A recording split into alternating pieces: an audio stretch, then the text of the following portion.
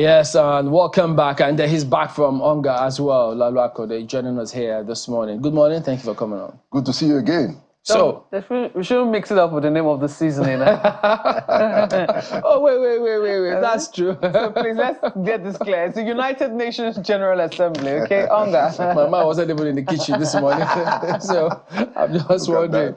But oh dear, what was that all about? I mean, all of those, was that confusion palpable in terms of who and when the VP was going to speak before they eventually sorted it out?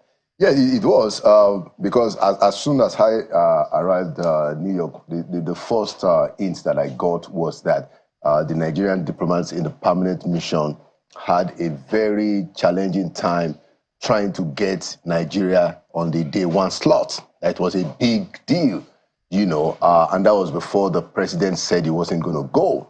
So when I arrived, there was quite a lot of frustration that, look, we've done so much work to make sure that Nigeria gets the slot to speak on Tuesday, which is the day one, and our president is not coming, that we're afraid, if they stick with the protocol rules, then Nigeria will lose that spot. That was the very first thing that I picked up, So among the Nigerian diplomats, and around the United Nations, it was a worry that, Nigeria could lose that slot. And why was that slot important? Prestige. It's prestige, The U.S. president gets to speak on day one. Day one is the beginning of the whole thing. And when you are in international relations, prestige is a big deal. But, to their credit, they managed to put it off. And Vice President Kashim Shettima spoke ahead of no less than 20 presidents. But what feel did you get about the kind of, is it the kind of respect or how they feel about the country in the Committee of Nations? Well, look, so the ironic thing is that Nigeria is perceived as a very strong force abroad, regardless of our shenanigans at home, honestly. And it's because of this that kind of a stunt could be pulled by our diplomats at the permanent mission. Now, it's not that people are not aware of our challenges. It's not as if they don't even take advantage of it, when they can. But ultimately, the force of our number and then the level of our contributions over the years in the UN, be it in the area of peacekeeping, even the fight against apartheid, Nigeria was at the center of it. Now, people don't forget that, in a jiffy. So Nigeria is still fairly respected. You can imagine how we will be respected when we get our hearts together indeed. How much more we will be regarded. Well, it's really sometimes, I think that, you sometimes have to leave home for people to appreciate just what it is that this country wields. And I think that a bit of that is beginning to trickle into social media now, where, you find, it usually comes as a joke of some sort, where you find people maybe just meeting random strangers outside of this country and saying, name how many African countries you know, or, name how many Africans you know, or say you meet a man or a woman and say, if you were to marry an African, what nationality would that person be from? And then you find people saying Nigeria. And these things, small as they might seem, I think that it helps us understand, and young people understand just where our place is in the Committee of Nations. And I think that there are a lot of Nigerians who are out there who are also doing us proud, enough for us to not forget, not to be so caught up in the current challenges that we have. But let's go to the message, which the Vice President pushed, right, over and over again. I think it was my colleague who was talking about yesterday and saying, we've been asking for this same thing for the past how many years? A seat at among the big five, those who wield veto power. And it looks like that conversation comes and goes. But given the current situation of things, I mean, with the wars currently going on between Israel and Gaza, our status, our decision to be non-aligned, to seek peace, so to speak. Do you think that our request to, be among those who hold the permanent five, who hold the veto power, is it anywhere close to being considered, granted anytime soon? Okay, all right. So let me quickly just back up what you said about some of the small things that make us important. So I had an interaction with a number of Nigerians in the US, and they said to me that there's virtually there is no radio station in the US that don't play Nigerian music every day. You know, that's compelling. Just to piggyback on which we shouldn't take for granted. Yeah, no, it's a big deal. It's a big deal. Like that a few years ago. It's one of the reasons why they respect us. You know, our music is everywhere. I mean, the guy told me on Inside Sources yesterday, he said that, look, every station in New York, every radio station in New York, they play the latest, you know, music releases from Nigeria. That is a big deal because your country is being sold in a very subtle way and everybody is speaking it. But back to the point about the Security Council. So, again, if you want to look at the level of contributions that Nigeria makes, for instance, you know, I'll make a point. In the global in the UN peacekeeping operations, the organization even conceded the chairmanship of the committee that handles peacekeeping to Nigeria forever. So they know, even in terms of the sacrifices of men, you know, over the years, you know, and resources, Nigeria is there. Please say that again, for those who missed it. Oh yeah, you know, reiterate it. Yeah, in the peacekeeping Nigeria, they concede leadership to Nigeria for the peacekeeping over the years. You know, so I mean, everybody knows that. Look, if you're going to give it to one person, it's going to be Nigeria. But guess what? It's not going to be easy because look, Kigali, the president, Rwanda. Kigali of Rwanda, is already saying that look, Kagame's, thank you. I say that look, we have to rotate it. You know, you just can't give it to one person, and there are other contenders. So it's not going to be easy, but it will be difficult. You know, if we get 2 African permanent seats and Nigeria doesn't get it, will be very difficult. But we still have to do a lot of work. You know, and that includes for the president to appoint an ambassador. You know, if he doesn't want to appoint an ambassador to all of the places, because I understand they say there are financial constraints, there are key places in this world where our ambassadors should be sitting down. Career ambassadors. Well, I mean, I think that we should give some credit to those guys. They pulled the stunt in New York. You know, I mean, they are career diplomats. They're not even been named as an ambassador. It's like, you know, they're just the diplomats who are there, but they have experience. They're the UN, they are in New York, so they work together. They pull off a stunt of having a vice president speak ahead of. I can read out the list because I had to go back and look at how many presidents spoke after Shetima. No less than 20.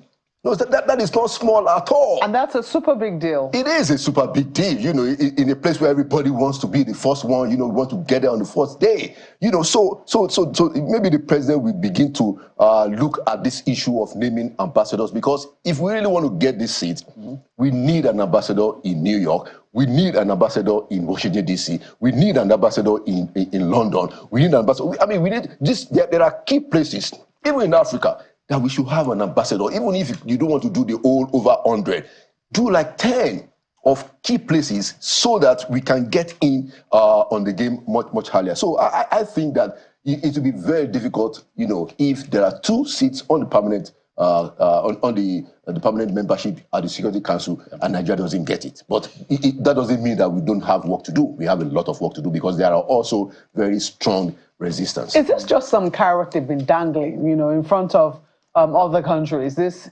permanent seat at the United Nations Security Council. I mean, it looks like a carrot that's been dangling since forever. Okay, look, we have a few seats we're considering. You know, if any one of you is good enough, good boy, good girl, as the case might be, you know, we might consider.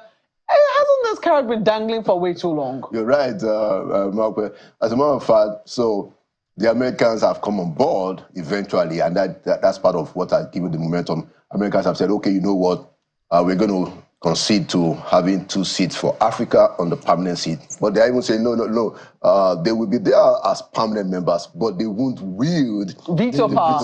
So what is the point in that? Exactly. And Nigerians are saying, no. Look, what's the point? What's the point? We spectators. Yeah, exactly. You know what I mean? So that we'll just be here to vote, and you guys, you know, so you're right. At times it may be like a dangling carrot, but, you know, it's been on for forever.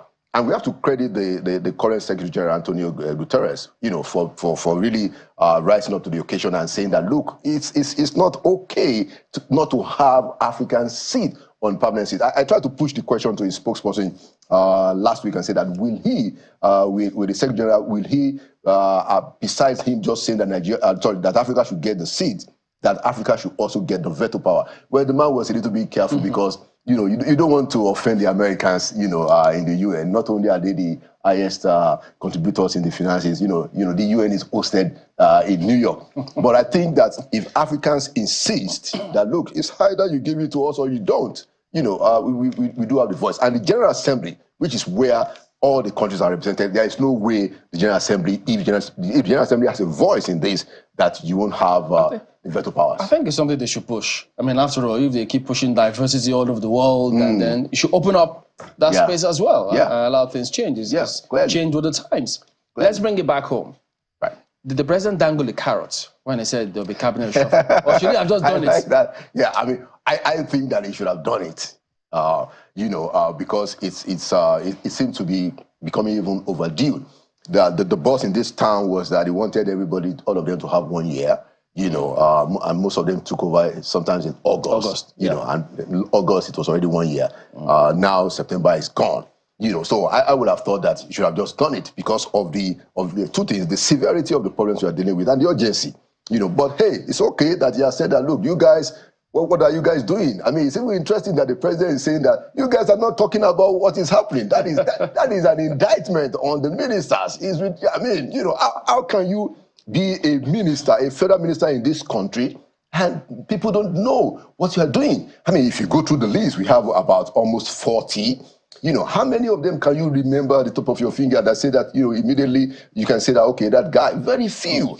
Before you tell us why that might be the case, right. I understand that some of them actually don't have any capex, no capital expenditure to some offices. And as such, there's little or nothing many of them can do. Is that tenable for you? Well, okay, good. So, and this is where, the experience of serving comes in. Look, there will always be the struggle for resources. Always. And I remember quite a number of meetings where, our principals will say to guys when they complain and say that, we don't have enough money. No, you have to be innovative. You have to be innovative. Look, the amount of money that is available in this country, is it our GDP, it runs into 100 trillion. So the money is there. It may not be in government. You may not have as much as you hope to have. But there must be a way that you bring the government and the private sector together to get things done.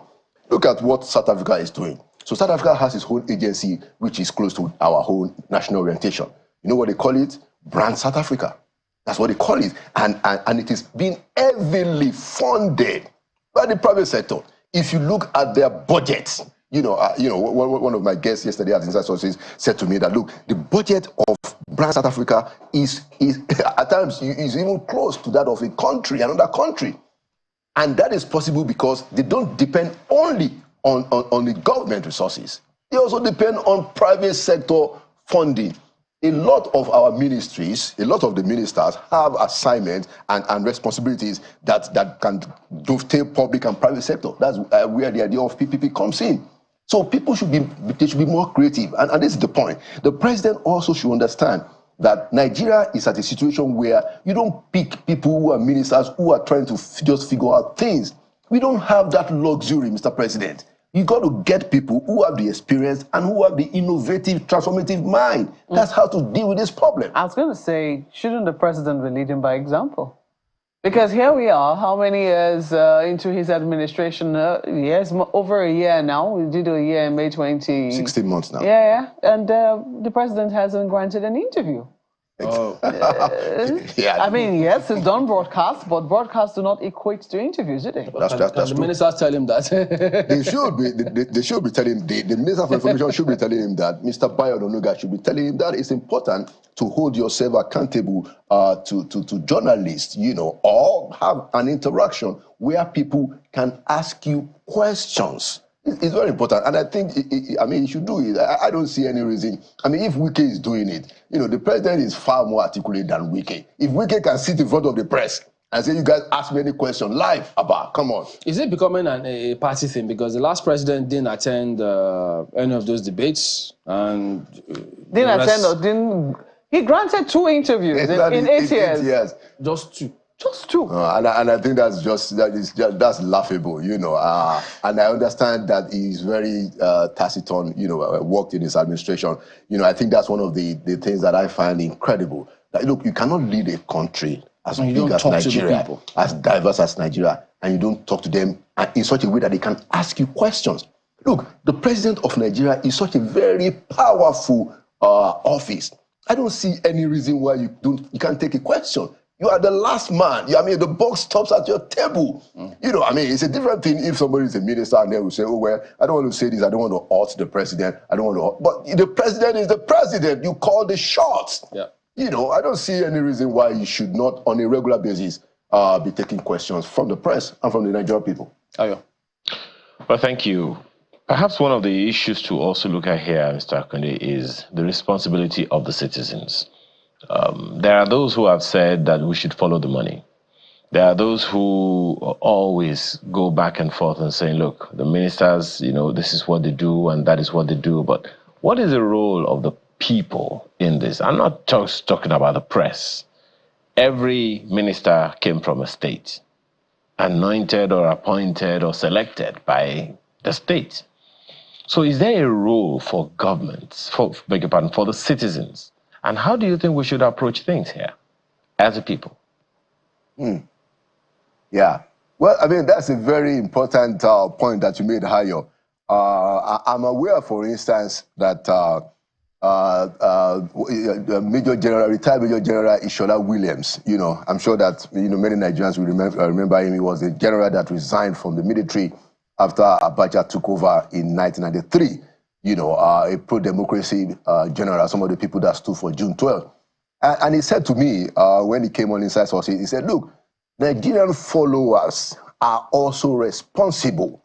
They are also responsible. You know, I mean, if the followers don't organize themselves, if the followers don't fulfill their own obligations, then it's going to be difficult to have the kind of the desired governance and the nation that we have.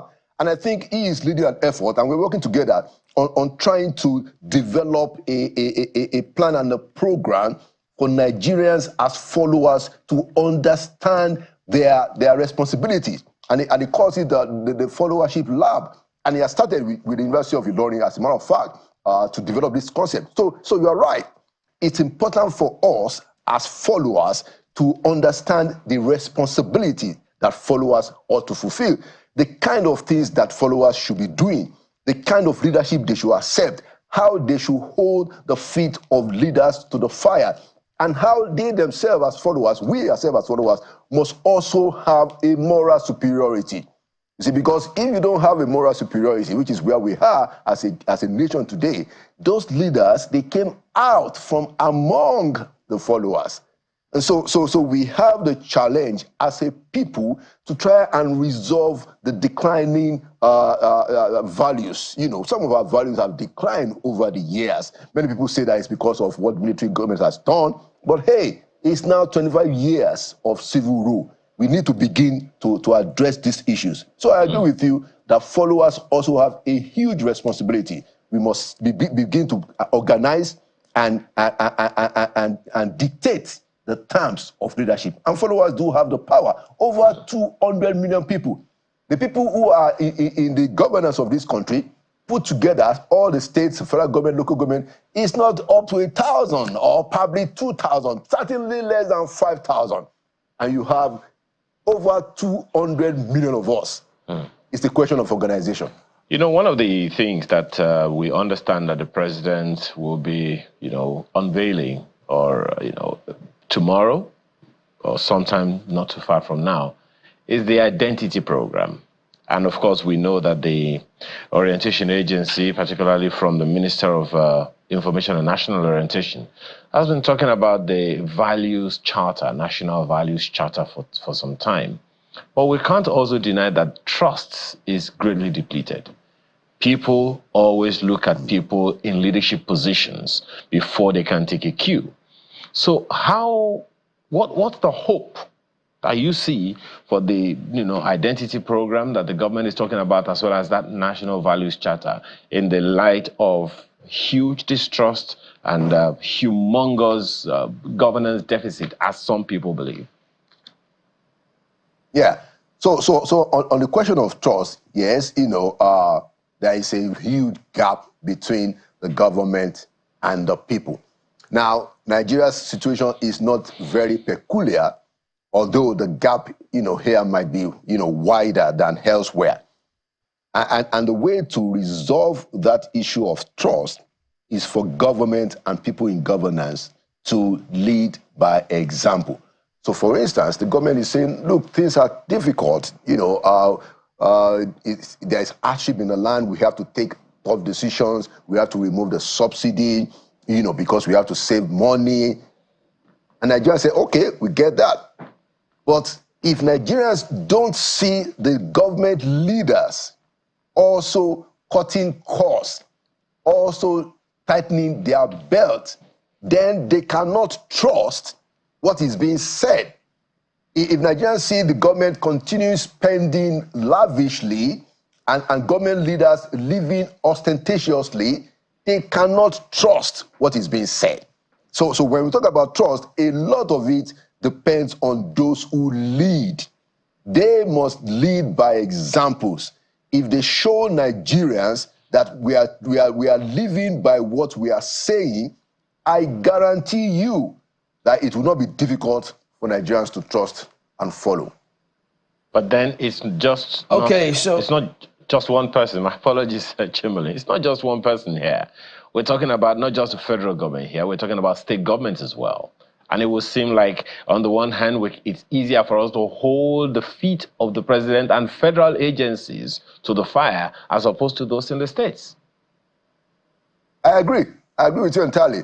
And we have to talk even more about those governors, because a lot of the real governance happens in the state. So you are entirely correct. We need to hold the feet of the governors to the fire. And now the chairman of the local governments who will be getting the money directly, we need to hold their feet to the fire too. Absolutely. Okay. Unfortunately, we cannot hold your feet to the fire, but what will the president say tomorrow? Because we just looked at one of his speeches, the last one, for instance, but I guess we'll see. Thank you for coming on. Thank you for having me. Thank you so much. Let's look at some messages that's come from you. Victor says, I agree with Mark Weda. Better days are ahead. It took Israel 430... Victor, 430 years to leave Egypt as free people. According to the book of Exodus, better days will surely come. I pray it will be in his lifetime. Well, that's says I pray it's in my lifetime. So I'm going to personalize that as well. I think that's what we're all working for, that we pray it's in our lifetime. But at least, even if it's not in our lifetime, let us leave something that our children can also enjoy. Philip Ortese is talking about Ministry of Petroleum. He says, I think the president is experienced enough to double as a Minister of Petroleum. He's been in the business for many years. What more experience can one require? However, is it not too much a responsibility to manage a nation and subsets of it at the same time? That's a critical question. Well, I guess that there will be answers coming from appropriate quarters. Festus Akinboyewa has this. As we celebrate 64 years of our independence, it's time for true federalism, where every constituent part is allowed to enjoy autonomy and sovereignty. States must be allowed to control their resources and have their own police. This is the only way Nigeria can develop rapidly as a nation. And then this is from Chigozie. He says, I really wonder if Nigerians will ever have the Nigeria of our dream. It is very sad that our leadership opted to slaughter our economy and impoverish Nigerians for selfish reasons. How do we celebrate our 64th anniversary on an empty stomach? I know.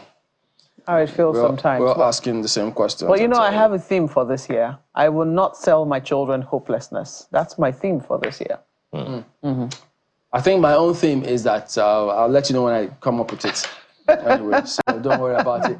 Well, that is it today. Thank you all for watching. We'll see you tomorrow, which is It's Independence Day tomorrow. Independence Day, yes. We said pre-independence, so. Yeah. So, we hope that you have a happy Independence Day anniversary. Goodbye.